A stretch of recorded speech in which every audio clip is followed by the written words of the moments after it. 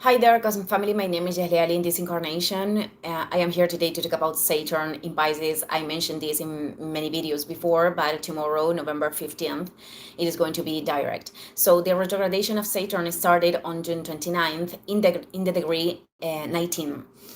And tomorrow it is going to awaken in the degree 12 with 41 minutes of Pisces. In that area, between those degrees in that area of our natal chart, in Pisces, we have been doing this reevaluation that has to do with how we are approaching our boundaries, how we are using our time and energy, what we are doing in concrete to materialize our dreams or our visions in a potential plane, the coherence that we have with our goals.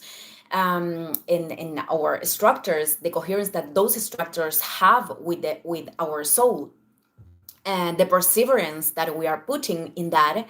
But also if there are, illusory projections, fantasies that we have to put a boundary to deal, to face the facts as they are presenting, and also the boundaries that we need to put to the escapisms that could acquire many ways and mechanisms to not deal with reality. How we are managing our emotions, the emotional maturity, how we are applying all the things that we are integrating, all the spiritual knowledge, how we are applying that to our daily lives.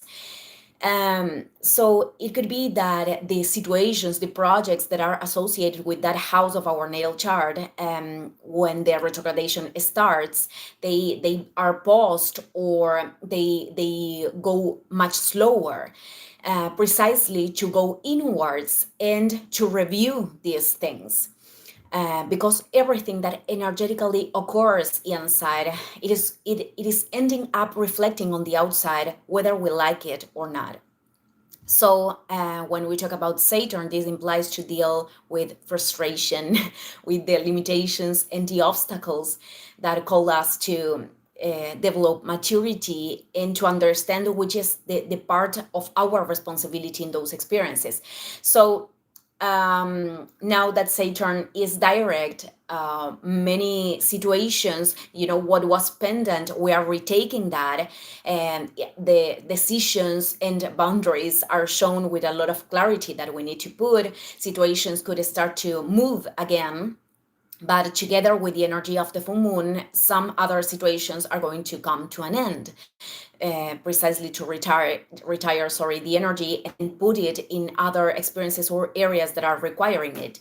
And the key with Saturn, it is precisely recognizing where we are putting our energy in the present moment, because from there it come the results.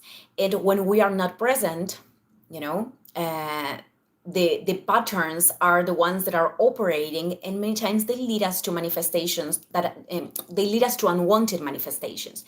So this is a practice and an infinite learning. That's why it is about identifying when we need to change our focus and our actions and direct them to other place, even if the inertias of the ego are not accompanying this, because not every time we have the will, the motivation to do the things that we know that we have to do.